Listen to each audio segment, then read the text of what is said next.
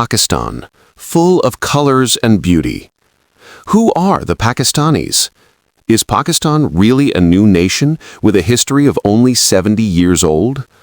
And was it really born in 1947 out of nowhere?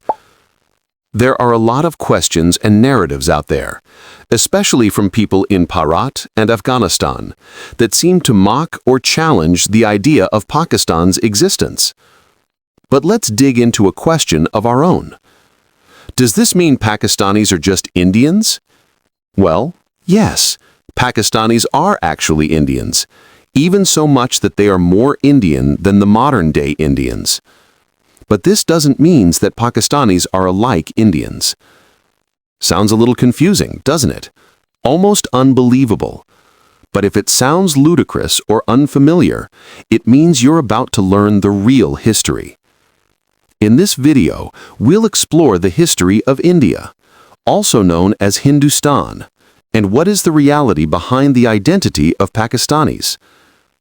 It all started with the Indus River, which flows through what is now Pakistan. In ancient times, this river was recognized as the Sindhu River, and the surrounding area was known as the Sindhu region. This region was the cradle of a major civilization. It was culturally and geographically was different from the rest of the subcontinent. At that time, there was no concept of a united Hindh. The word Hind didn't exist until the 6th century BCE, when the Achaemenid Empire used the term Hindus to describe the area and the people of the Sindhu region. At that time, Hindu was a geographical term, not a religious one. It simply referred to the people who lived around the Indus River. For centuries, this term was only used for that specific region. But over time, it evolved and was eventually used to describe the entire subcontinent. That's how the regions of the Ganga and Indus became known as Hindustan. But this did not mean that the entire subcontinent was under one single political rule, or that it shared a single uniform culture or national identity. No, it remained just a geographical term for a diverse landmass. The subcontinent contains countless different ethnicities, cultures, languages, histories, and unique heritages, all existing within the same vast region. Before going further, we have to understand the difference between the Indus Pakistanis and the Bharat Gangetic people. The people of Pakistan are truly the people of the Indus River, and their history and cultures are deeply connected to the Indus Valley. The characteristics and customs of this culture vary from the mountains in the north to the coastal areas in the south, but they still share a fundamental unity. The culture of Indus is very different from the culture of the Ganges, where the Ganges culture historically flourished along the Ganges River. The people of the Ganges, now commonly referred to as Hindustani, also adopted the name Hindu, which was initially geographical. This process reflects a significant transformation of this name in their geographical and cultural history. It is important to remember that the cultures of Pakistan and the Ganges are distinct but are part of the same larger subcontinent. Thus, the people of Pakistan are the heirs of the historical heritage of the Indus, while the people of the Ganges have also adopted the names Hindu and Hindustan. In 327 BCE, Alexander the Great entered the Indian subcontinent. He conquered the Indus Valley region. After Alexander's departure, his generals ruled the region, leaving a lasting legacy of cultural exchange and influencing the development of art, architecture, and philosophy in the region of Indus. They used the term Indos. This Greek term eventually evolved into India in European languages. So the terms Sindh, Sindhu, Indh, Indos, Indus, and India were all primarily names for the Pakistani region and its people, by which the entire subcontinent was eventually named. So the next time someone tries to tell you that Pakistan is a rootless country, remember the river, the people, and the history that named the entire subcontinent. The next major change came with the Arabs. When the Arabs entered the subcontinent, they used the term Hindu as a religious term.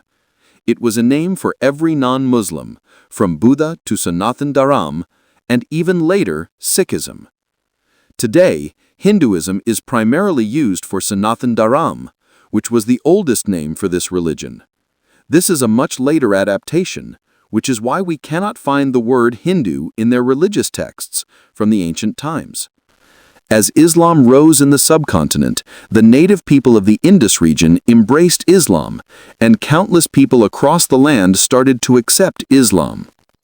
While countless Muslim rulers conquered vast lands of the subcontinent, the Mughals were the ones who truly united the entire region under a single political rule for centuries. This was the era when the people from the Indus and Ganga regions became united. While there are a few exceptions, such as the famous Mauryan era, which was a Buddhist empire, and the Gupta and Maratha eras, which were Sanatan Dharamic empires, these empires controlled a vast area of the subcontinent. But here's the crucial part. They rose and fell in totally different eras, with centuries between them. Their periods of control were also relatively short compared to the much longer reign of the Mughal Empire, whose era lasted for 331 years.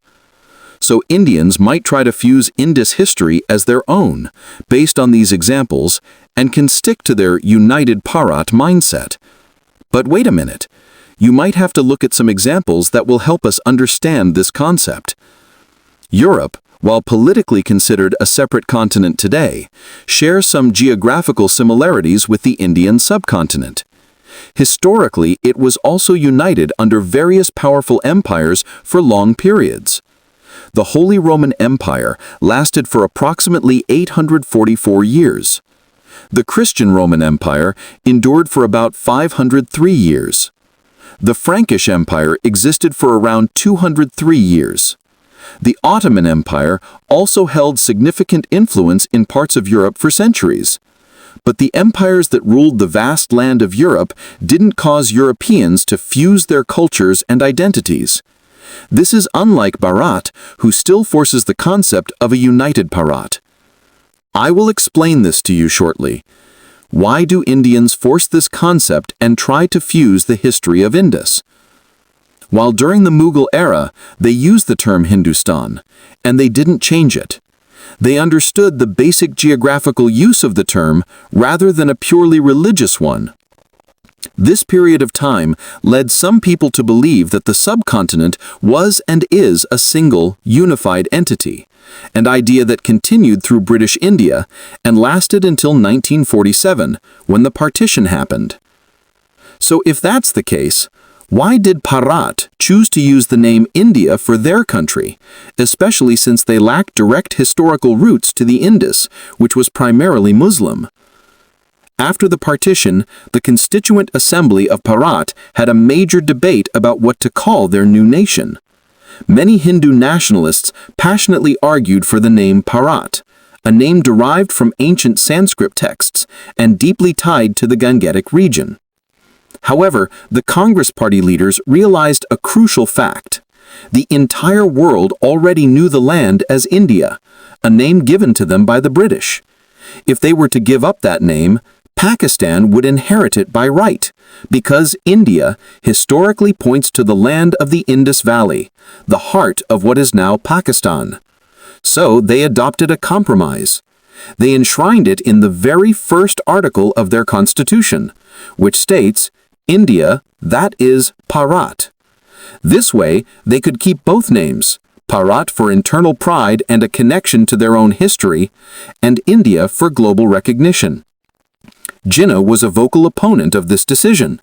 He argued that by calling themselves India, the new Hindu majority state was effectively hijacking the entire civilizational identity of the subcontinent.